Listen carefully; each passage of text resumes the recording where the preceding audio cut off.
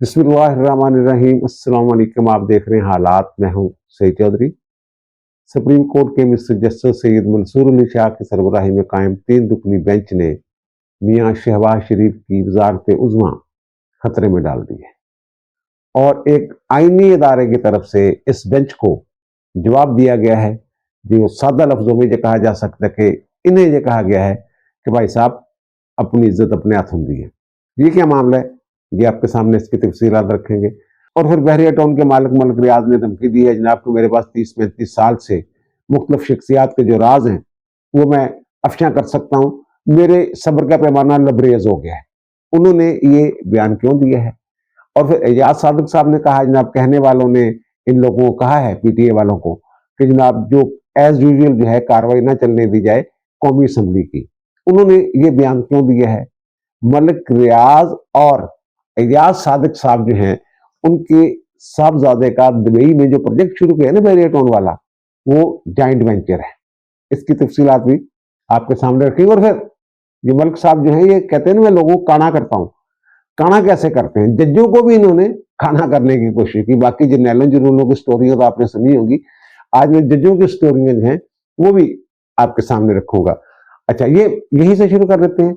नैब ने एक press release जारी की जिसमें उन्होंने, आपको पता ही है कि नैब के सरबराह जो हैं वो भी जर्नैल हैं, एक रिटायर्ड, तो उन्होंने जनाब अब बहरिया टाउन के हवाले से एक प्रेस रिलीज जारी की जिसमें वो कहते हैं कि मलिक रियाज ने जो दुबई में प्रोजेक्ट शुरू किया है, अगर उसमें किसी ने सरमायाकारी की ना तो भाई वो मनी लॉन्ड्रिंग के जुमरे में आएगा। हम समझेंगे मनी लॉन्ड्रिंग हो रही है। मलिक रियाज जो है इसने जनाब लोगों की जमीनों पे कब्जे करके उन्होंने तमाम बहुत सारी जो इनकी है ना बहरिया टाउन की जो स्कीमें हैं, जो प्रोजेक्ट्स हैं, उनके हवाले दिए हैं। पेशावर में, कराची में, लाहौर में, यहाँ वहाँ जो भी बहुत सारी जगहों पर इन्होंने जनाब लूटमार की हुई है। इंक्वायरियां चल रही है जनाब, हमारे पास इनकी इंक्वायरी है। और फिर जो एनसीए वाला मामला है, जो 190 मिलियन पाउंड वाला, उस केस में मलिक रियाज साहब जो है ये मफरूर है और इन्हें वापस लाने की कोशिश की जा रही है। इसके जवाब में मलिक रियाज साहब ने एक बयान जारी किया है और वो जो कहते हैं जनाब कल भी ये फैसला था मेरा और आज भी मेरा ये फैसला है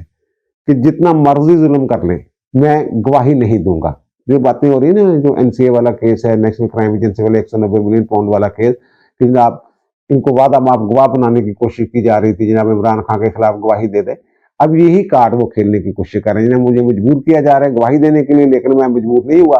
तो अब ये नैब वालों ने एक बेसरोपा प्रेस जारी कर दी है मुझे ब्लैकमेल करने के लिए। तो उन्होंने कहा कि जनाब लेकिन मैं दिल में एक तूफान लिए बैठा हूं, अगर ये बंद टूट गया तो फिर सबका भरम टूट जाएगा। ये मत भूलना कि पिछले 30-35 सालों के सब राज सबूतों के साथ महफूज हैं। ये वाकयतन ऐसे ही है। मलिक रियाज साहब जो हैं, जो किसी को मार लगाते हैं, कहते हैं ना काना कर लेता हूं मैं, जिनको काना करते हैं ना फिर उनके सबूत जो हैं ये अपने पास रखते हैं। ये सबूतों वाली जो बात है ना, ये जज्जों को भी काना करने की कोशिश करते रहे हैं।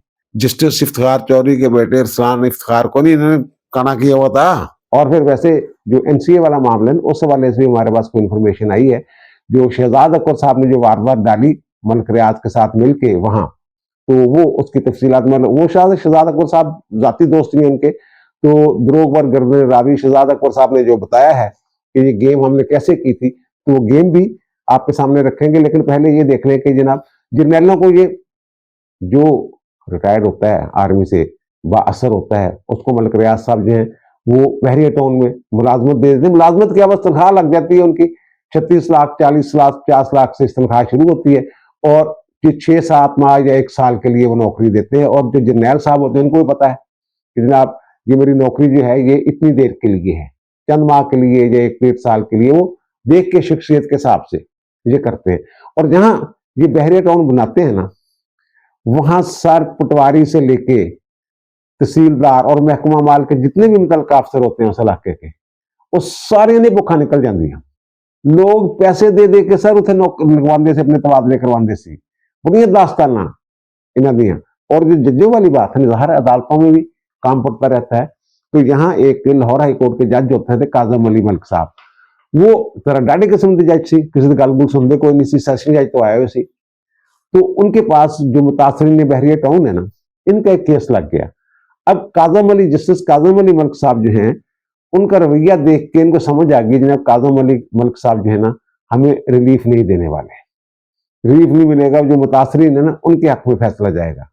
तो जनाब इन्होंने ये किया कि काजम अली मलिक साहब पर एतराज कर दिया। वो कहते ना 30-35 साल से मेरे पास जो चीजें महफूज हैं सबूतों के साथ, इसी तरह का मामला वहां हो गया। इन्होंने जनाब काजम अली मलिक साहब पे ये एतराज कर दिया कि जनाब आपने तो खुद दरखास्त दी हुई है, आपका तो खुद बहरिया टाउन में प्लाट है, तो आप ये मुतासरीन का केस नहीं सुन सकते।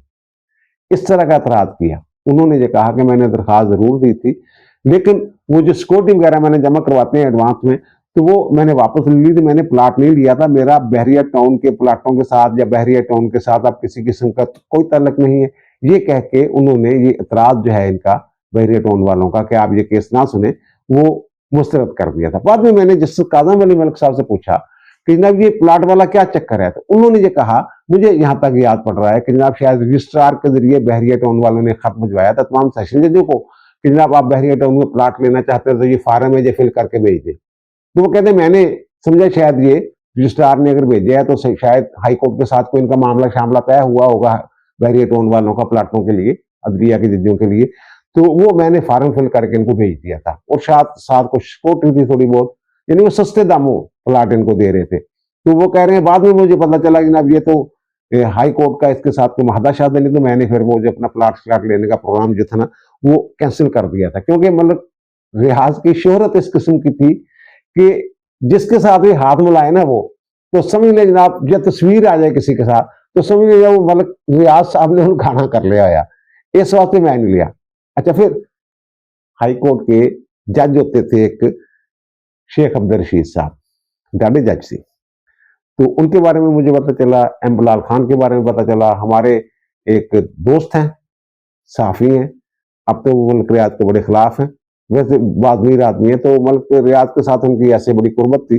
तो जनाब ये पता ये चला मुझे कि जनाब इन दोनों जजों के पास वो साहब गए और उन्होंने कहा है कि जनाब बहरिया टाउन से प्लाट लेके सस्ते सस्ते, तो वो फिर शायद देखा तो फिर एक और जज थे एजाज चौधरी साहब, जो लाहौर हाई कोर्ट के चीफ जस्टिस भी रहे हैं, सुप्रीम कोर्ट के जज भी रहे, तो वो जनाब मुझे पता चला जनाब उनके पास भी ये पैगाम शिकाम गया है बहरिया टाउन का, और शायद वो विजिट भी करके आए हैं बहरिया टाउन लाहौर फेज 1, शायद मेरा ख्याल उस बन रहा था या फेज 2 था, जो भी था।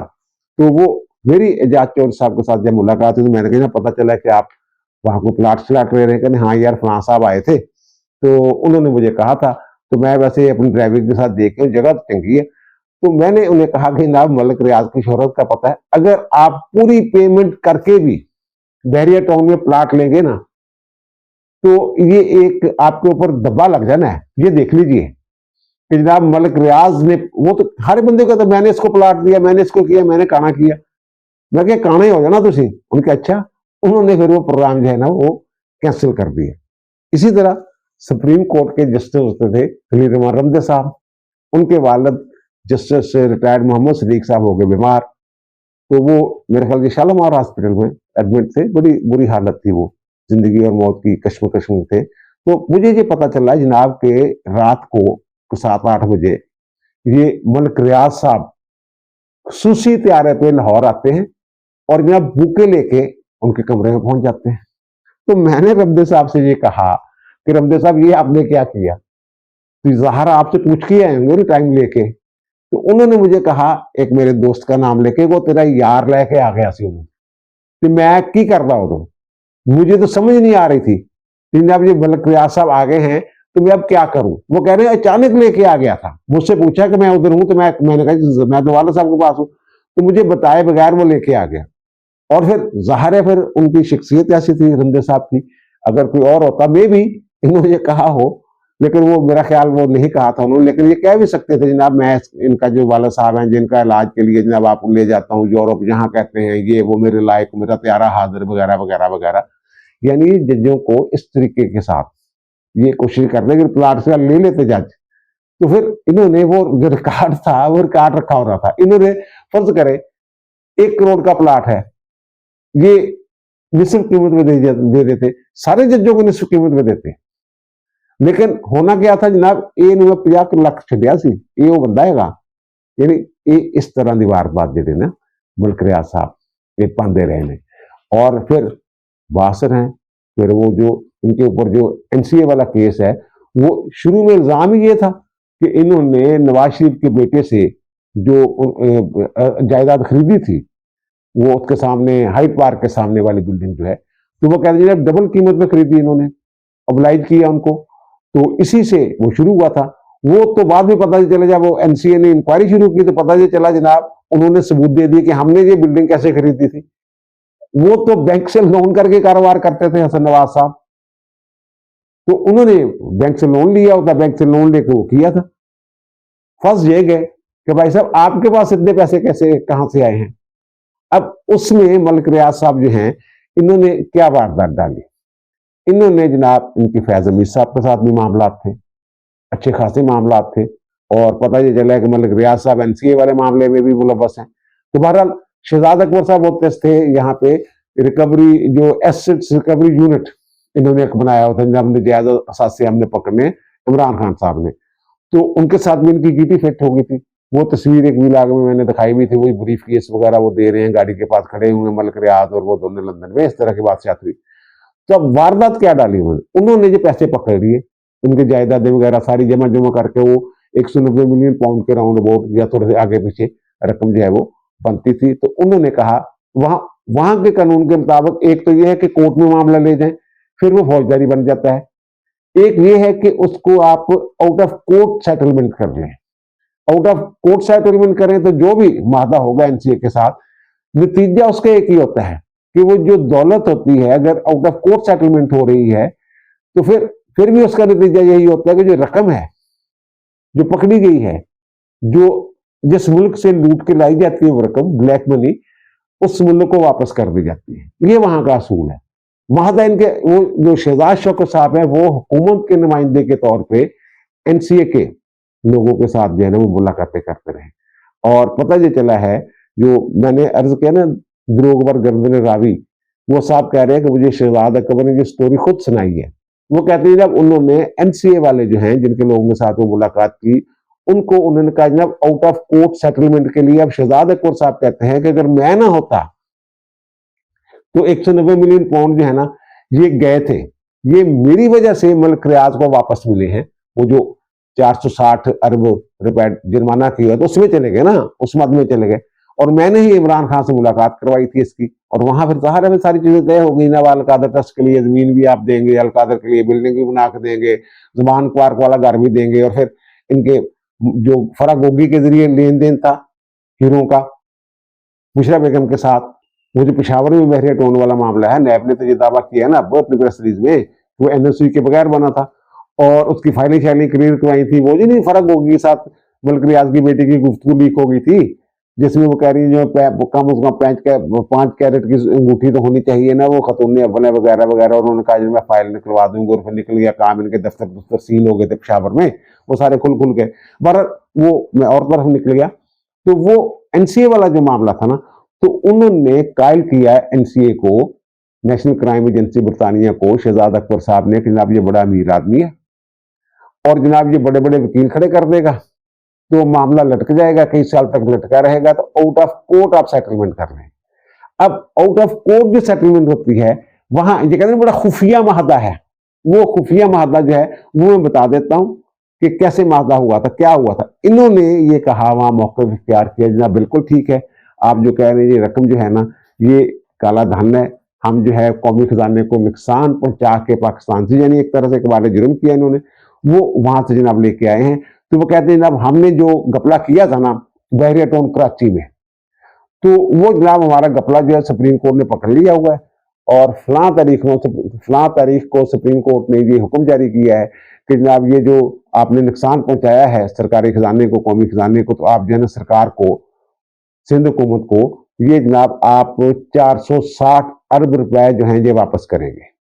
वो कह रहे हैं उन्हीं पैसों में से ये 190 मिलियन पाउंड जो है ना ये वही वाली रकम है। अब उस वक्त बनते थे ये 38 अरब रुपए, जिस वक्त की ये बात है 18-19 की ये बात है, 2018-19 की बात है। उस वक्त जो पाउंड की कीमत थी उस हिसाब से ये 38 अरब के करीब या 39 अरब के करीब जो है वो रकम बनती थी। अब तो बहुत ज्यादा बनती है। तो उन्होंने जो कहा जनाब हमें 460 अरब रुपए जो सरकार को वापस करने के लिए सुप्रीम कोर्ट ने हुक्म दिया है, उन्हीं पैसों में से ये पैसे हैं जो हम यहाँ लेके आए थे, तो ये पैसे जो है ना हम वापस कर रहे हैं। तो अब इन्होंने ये कहा जनाब हम ये जो वापस कर रहे हैं वो हमारा एक अकाउंट खुल गया हुआ है सुप्रीम कोर्ट में जनाब, हम उस अकाउंट में ये रकम जो है ये वापस ले जाते हैं। तो वहां एनसीए ने ये कहा कि जनाब ये स्टेट ऑफ पाकिस्तान की जो है ये है, जो आप ये दौलत जो है हमने तो करनी है रियासत पाकिस्तान को वापस। हाँ, अगर आप ये कहते हैं कि आप रियासत पाकिस्तान को लूटी हुई दौलत वापस कर रहे हैं सुप्रीम कोर्ट के हुक्म पे और वही ये पैसे जाने हैं, तो हमें क्या पता कि ये वो वाली रकम है, कोई और भी लूटमार की हुई है आप लोगों ने। ये असल इशू था। उन्होंने जब हुकूमत पाकिस्तान ये डिटरमिन करेगी, ये देखेगी जनाब ये रकम वो वाली रकम है जो कोई और रकम है जो आप यहां लेके आए हुए हैं। जाहिर है सुप्रीम कोर्ट के हुक्म के मुताबिक अगर इन्होंने 460 अरब रुपए का नुकसान पहुंचाया था कौमी खजाने को और वो वापस कर रहे थे, ये जो 190 मिलियन पाउंड है ये तो बनते थे 38 अरब। यानी दूसरे लफ्जों में ये आप कह सकते हैं कि जनाब 422 अरब जो हैं वो कहां गए, ये सवाल किया जा सकता है। ऐसा ही होना जनाब, ये तो एक मामूली सी रकम है, उस रकम जिसका आप बात कर रहे हैं जनाब इतने पैसे वापस करने हैं। तो ये अगर हुकूमत पाकिस्तान ये कहेगी हमें कि जनाब ये पैसे जो हैं ये वही वाले पैसे हैं और वही ये वापस करना चाहते हैं, हुकूमत पाकिस्तान की इजाजत के बगैर ये पैसे जो है ना हमने कोई मादा शादा नहीं करना आपके साथ। हाँ, हुकूमत पाकिस्तान अगर ये कहे हमने ये पैसे करने हैं हुकूमत पाकिस्तान को वापस, अगर हुकूमत पाकिस्तान ये कहे कि जनाब ठीक है तो आप वहां दे दें, ये रकम जमा करवा रहे हैं वापस जमा करवा रहे हैं अपनी रकम, तो फिर हम जो है वो जो अकाउंट हुकूमत पाकिस्तान भेजेगी वहां हम जमा करवा देंगे। वहां फिर इन्होंने ये बात डाली, ये पाकिस्तान में आके उन्होंने इमरान खान से मुलाकात भी करवाई इसको 6 तारीख को, वहां जो एनसीए के साथ वो माहदा मुदा करके आ गया शहजाद अकबर, और 7 नवंबर को वो मुलाकात करवाते हैं जनाब इमरान खान की और मलिक रियाज की, और सारी चीजें जो भी तय शय हुई है। और मलिक रियाज कहता है जनाब ये मलिक रियाज के हवाले से इमरान खान का जो मौकफ है तो उसके साथ फिर वो डील कर रहे हैं, अगर तो उसको नहीं पता मैं क्या डील कर रहा हूँ इमरान खान को। इस तरीके से इन्होंने ये वारदात डाली। और दूसरी जो मैं बात कर रहा हूँ कि एजाज सादिक साहब जो है हमारे स्पीकर कौमी असम्बली, उनके साहबजादे जो हैं वो जॉइंट वेंचर कर रहे हैं, जो बहरिया टोन प्रोजेक्ट है ना वहां दुबई वाला, उसके साथ। अब इन्होंने ये कहा है अपनी प्रेस रिलीज में मलिक रियाज साहब ने कि जनाब जो हमने वहां प्रोजेक्ट शुरू कर रहे हैं ना बीटी प्रॉपर्टीज के नाम से, वो देखिएगा वो सही है, जेन्युइन है वगैरह वगैरह, और जो उन्होंने हुकूमत की भी तारीफ की है, हुक्मरानों की दुबई की भी तारीफ की है, और ये भी कहा नैब शैब नहीं है। अब ये जो बीटी प्रॉपर्टीज हैं ये जनाब उसके चीफ स्ट्रेटेजी ऑफिसर कौन है, वो है जनाब अहमद एयाज सादिक साहब, वो भी प्रॉपर्टी के काम से वाबस्ता हैं, और जनाब वो को फाउंडर हैं बीटी ब्रोकर टर्मिनल के। इस जो ये प्रोजेक्ट है इसके को फाउंडर हैं वो सर, वो साहब जो हैं। और फिर मैंने कहा ना बंदे ने कहा कर लेंदे ने और ना जॉइंट वेंचर किया, को फाउंडर है ने वो। और फिर एयाज सादिक साहब जो हैं वो स्पीकर भी हैं, बासर आदमी हैं, नवाज शरीफ की गुड बुक्स में है, शहबाज शरीफ की गुड बुक में है। और ये जो मलिक रियाज साहब है इनका ख्याल ये है कि जो फड़े फुड़े गए थे ना सी पैसे सहायफ से जिंदे हुए, और फिर बुशरा बेगम के नाल भी मामला बन गया सी साडा, ते वो फिर ओदा शिकायत लाई हाफज ने साडे बारे जो कुछ शायद अपने देश च बुरी गल बना ली हुई है कि जनाब सारे 2 नंबर लोग ने, 2 नंबर ये करते हैं। तो इमरान खान ने भी दिनी तौर पर इस वजह खिलाफ है जनाब, इन्हें रोकया नहीं बुशरा बेगम नूं, ते जिन्हें करप्शन के पैसों का हिस्सेदार ते मेरे बारे च भी यही है, तो शायद हाफज साहब जी ने वो जनाब मेरे खिलाफ जो ना कम चुकी बैठे ने, और अगर इनको रोक सकता तो रोक सकता जनाब नवाज शरीफ और शहबाज शरीफ। तो ये जरदारी साहब के भी करीब बिलावल उसके हवाले से बहुत सारी बातें हैं, बिलावल उस लाहौर वाला इन्होंने तैयार करके दी है।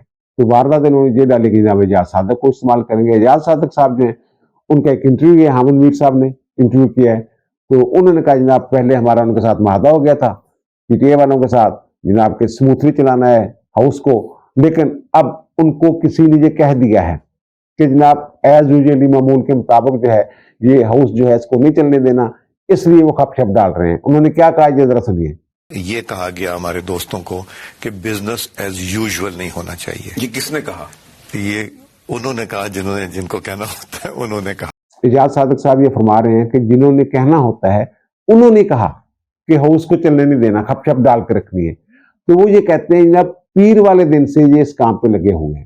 पीर वाले दिन मुलाकात किससे हुई थी? वो पीर का दिन था जब पेशावर में एक मुलाकात होती है, जिसमें जो बैरिस्टर गौहर साहब के साथ मुलाकात होती है, आर्मी चीफ की, आसिम मुनीर साहब की। तो फिर उस हवाले से मतलब इतलात हैं। मेरी इतलात के मुताबिक तो खड़ी खड़ी मुलाकात थी, कोई 30-40 सेकंड की, और फिर उसके साथ खेला इमरान खान। तो वो पीर वाले दिन उस दिन के बाद से ये काम जो है ये शुरू हुए। दूसरे लफ्जों में ये कह लें कि जनाब जो फौज है, आर्मी चीफ दोहरी गेम कर रहे हैं। एक तरफ वो ये कह रहे हैं कि इमरान ने नहीं छटना, कोई मुज़ाकरात नहीं, कोई गल नहीं, कोई बात नहीं, तो जनाब 9वीं वाले वास्ते कोई माफी नहीं वगैरह वगैरह। तो दूसरे पासे उन्होंने ही कह रहे हैं कि जनाब असम्बली की कार्रवाई नहीं चलन देनी। इस तरह की जो बात है, अगर army chief of army staff की उस मुलाकात के हवाले से ये बात हो रही है, तो फिर जो मैंने अर्ज किया है, अहमद एजाज सादिक साहब और मलिक रियाज साहब और फिर जॉइंट वेंचर और मलिक रियाज साहब जो कह रहे हैं कि जनाब मुझे मजबूर किया जा रहा है, एस्टेब्लिशमेंट ही मजबूर कर रही है, और कौन कर रहा है बकौल शख्स से हुकूमत। तो वो कहते हैं हुकूमत जनाब के साथ साथी कोई नहीं है, हुकूमत ने की करना, उन्होंने गल नहीं कर रहे हैं। फिर एजाज सादिक साहब के इस बयान को कोई भी माने पहुंचाए जा सकते हैं। और दूसरी जो मैंने ये बात की है कि जनाब जस्टिस सैयद मंसूर अली शाह साहब वाले बेंच ने शहबाज शरीफ की वजारत उज़्मा जो है वो खतरे में डाल दी है। ये क्या मामला है और किसने ये कहा है कि जनाब अपनी इज्जत बुलंदी अपने हाथों में है? ये आपको याद होगा कि मुस्लिम लीग नून ने एक रेफरेंस भेजा था, आदल बाजई जो हैं MNA कोयटा से नून लीग के, वो आजाद जीते थे। तो इन्होंने ये दावा किया है, मुस्लिम लीग नून का ये दावा था कि जनाब ये नून लीग में शामिल हो गए थे, लेकिन जो 12 जून को बजट आया था 2024 को, उसमें और जो 26 में आईनी तरमीम है उसमें इन्होंने जो हमारी नून लीग की पार्टी पॉलिसी है उसको फॉलो नहीं किया, वोट नहीं दिया। तो ये आइन के आर्टिकल 63A के तहत जो है ये डिसीट किए जाए। उन्होंने ये रेफरेंस भेजा स्पीकर को, स्पीकर ने ये भेज दिया जनाब इलेक्शन कमीशन को। इलेक्शन कमीशन ने वो इस बात को दुरुस्त तस्लीम करके जब उनको डिसीट कर दिया, उन्होंने इसके खिलाफ रिव्यू कर लिया सुप्रीम कोर्ट से, और सुप्रीम कोर्ट के जस्टिस सैयद मंसूर अली शाह साहब, जस्टिस आयशा मलिक साहबा और जस्टिस अकील अहमद अब्बासी साहब जो है, इन पर महफूज बेंच था।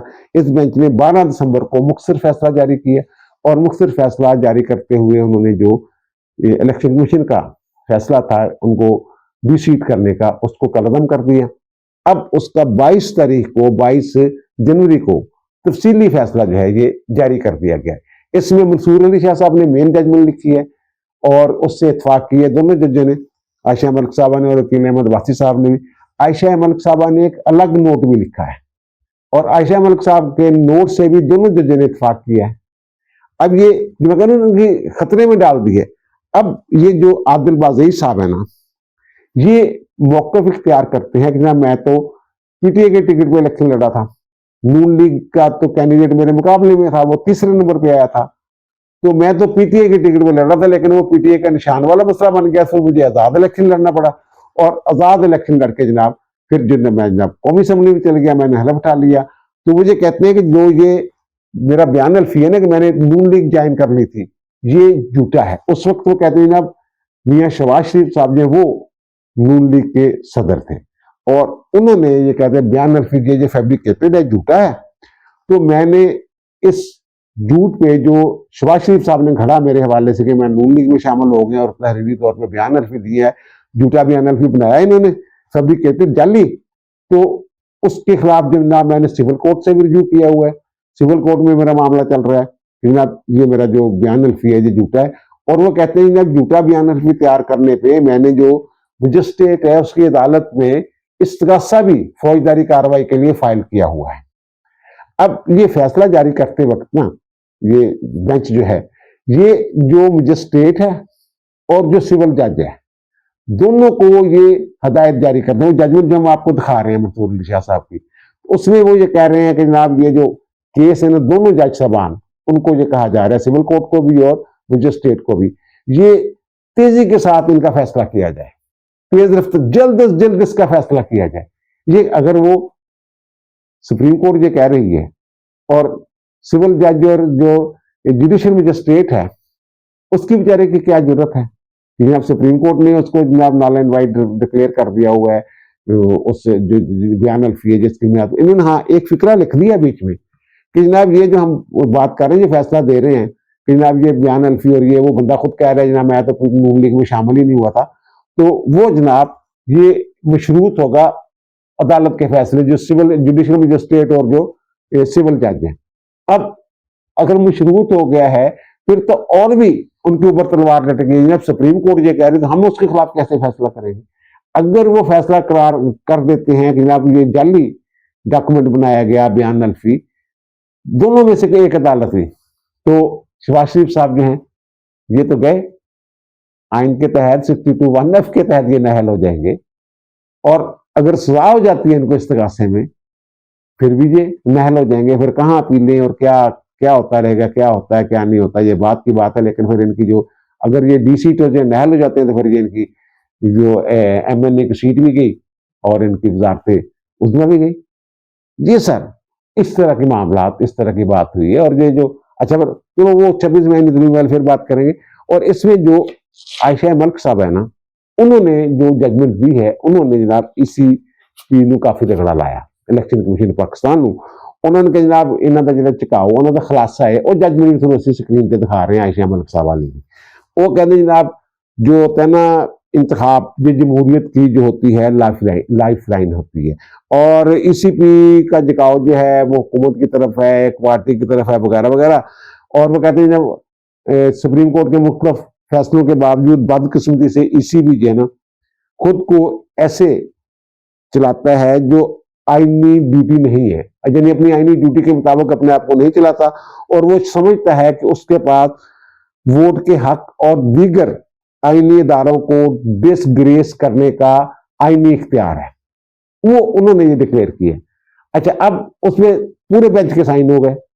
अब इसके जवाब में इलेक्शन कमीशन ने एक प्रेस रिलीज जारी की है, वो प्रेस रिलीज भी हम आपको दिखा देते हैं।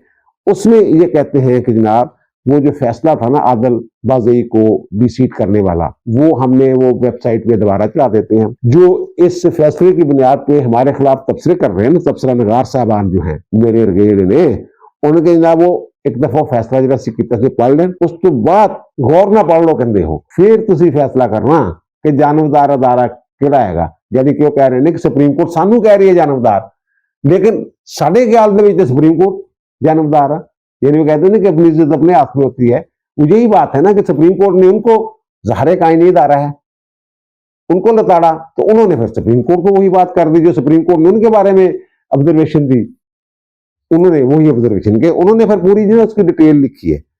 उन्होंने कहा जनाब हमारे पास ये इख्तियार है आइन के आर्टिकल 63 के बाद, अगर हमारे पास रेफरेंस आता है स्पीकर के जरिए किसी की नाहली के लिए, तो यानी डिफेक्शन क्लास अगर लगती हो किसी पे, पार्टी पॉलिसी के बरक्स जो है बजट में वोट दिया हो या आईनी तरमीम में वोट दिया हो या वज़ीर आज़म के इलेक्शन में वोट दिया वगैरह वगैरह, तो वो ये कहते हैं कि जनाब 63A के तहत ये हमें इख्तियार है कि 30 दिन के अंदर अंदर हमने फैसला करना होता है। अच्छा, दिलचस्प बात यह है कि आदिल बाज़ई साहब कहते हैं मैं तो PTI में था, लेकिन उसने वोट किसको दिया था? वज़ीर आज़म के इलेक्शन में वोट किसको दिया था? ये भी जरा देखें ना। फिर वो अगर उधर था PTI का था तो फिर उस तरफ से नाअहल हो गया। पर ये देखेंगे वो कहते हैं ना आदिल बाज़ई जो है वो 8 फरवरी को होता है जो वो प्रेस रिलीज जारी करते हैं अपने फैसले की। वो कहते हैं 8 फरवरी को वो कामयाब होता है और 15 फरवरी को उसका नोटिफिकेशन जारी होता है, और जो आइन के मुताबिक 3 दिन के अंदर अंदर उसने कोई ना कोई जमात ज्वाइन करनी होती है। तो 16 को वो PMLN को उस वक्त जो शहबाज शरीफ जो थे वो सदर थे, तो उनको जनाब वो जो है बयान अल्फी देते हैं कि जनाब मैं PNL में शामिल हो गया हूँ। तो फिर वो हमें भेज दिया था 18 फरवरी को वो हमें मसूल होता है 2024 को, और 19 को हम जो है 19 तारीख को 19 फरवरी को हम ये नोटिफाई कर देते हैं इनको नून लीग के MNA के तौर पे। और फिर वो कहते हैं जनाब ये फिर हम भेज देते हैं 25 फरवरी को कौमी असम्बली को वो नोटिफाई करके, और फिर नेशनल असम्बली की वेबसाइट पे जो लिस्ट जारी होती है उसमें 256 नंबर पे इनका नाम है आदिल बाज़ई साहब का, और ये शामिल होते हैं जो नून लीग के MNAs हैं उनमें इनका नाम शामिल होता है। फिर वो कहते हैं जनाब ये 29 फरवरी को हलफ उठाते हैं, और हलफ उठाते हैं नून लीग के MNA के तौर पे उसी बयान अल्फी की बुनियाद जिसको आप ये झूठा कह रहे हैं। और फिर वो ये कहते हैं कि जनाब 25 फरवरी इनका जब वो हो गया नोटिफिकेशन, कौमी असम्बली को इतला दे दी थी उन्होंने और वो वेबसाइट में चढ़ गया था, तो उस वक्त से लेके तो 2 नवंबर तक ये मुकम्मल खामोश थे। एक मर्तबा भी इन्होंने ये नहीं कहा कि जनाब ये तो मुझे नून लीग में आप कैसे ज़ाहिर है, जब वेबसाइट पे चला तो फौरी तौर पे सेक्रेटरीट को होगा करते जनाब ये आपने मेरा नाम नून लीग वालों में कहां डाला हुआ है, आपके पास कहां से आ गया ये नोटिफिकेशन, या इलेक्शन कमीशन को कहते हैं आपने मुझे नून लीग में कैसे डिक्लेयर कर दिया। ये जनाब 2 नवंबर तक खामोश रहे, यानी उस वक्त तक खामोश रहे जब तक इनके खिलाफ रेफरेंस फाइल नहीं हो गया। जब रेफरेंस फाइल होता है 63A का, तो फिर ये शोर मचाते हैं कि नहीं जनाब मेरा वो फिर ये जाते हैं जनाब सिविल कोर्ट में और इस्तिगासा फाइल करते हैं मजिस्ट्रेट की अदालत में, फौजदारी मजिस्ट्रेट में, और फिर ये कहते हैं जनाब मैं तो नून लीग में था ही नहीं कभी, ये जो झूठा जो फैब्रिकेटेड है जो मेरे खिलाफ ये मेरा जो बनाया हुआ बयान है, और इन्हीं के बयान की बुनियाद पे इन चीजों को देखे बगैर एक फैसला जारी हो जाता है सुप्रीम कोर्ट से, और सुप्रीम कोर्ट ये कहती है बंदा कहता ठीक है तेरे अदालत ने फैसला किया है तस्वीर कर रहे हैं बहाल, और इलेक्शन कमीशन जो है कलदम कर रहे हैं, और सिविल कोर्ट और मजिस्ट्रेट में उसी कह रहे हैं हदायत कर रहे हैं कि जल्द अज जल्द मामले जो थोड़े को पै ने उन्होंने निबेड़ा जाए। अगर वो कह दें कि जनाब इन्हों का जो बयान अलफी है वो जाली बनाया गया फैब्रिकेटेड है, तो फिर ज़ाहिर दूसरे फरीक तो अगर ये पता लगता है जनाब सही या दुरुस्त आ वेरीफाई हो जाता है गल, तो फिर जनाब डीसीट हो जाएंगे। ये फैसला दिया उन्होंने। अगर सिविल कोर्ट सुप्रीम कोर्ट के फैसले की रोशनी में जजमेंट दे देती हैं और वो मियां शहबाज शरीफ के खिलाफ जाती है जजमेंट, और वो तो गए। ये सारी सूरत बनी है सर। अब दीजिए मुझे इजाजत, इंशाअल्लाह दोबारा मुलाकात होगी नए भी इलाके के साथ। अल्लाह ताला आप पर, मुझ पर, हम सब पर मेहरबान रहे। अल्लाह हाफिज।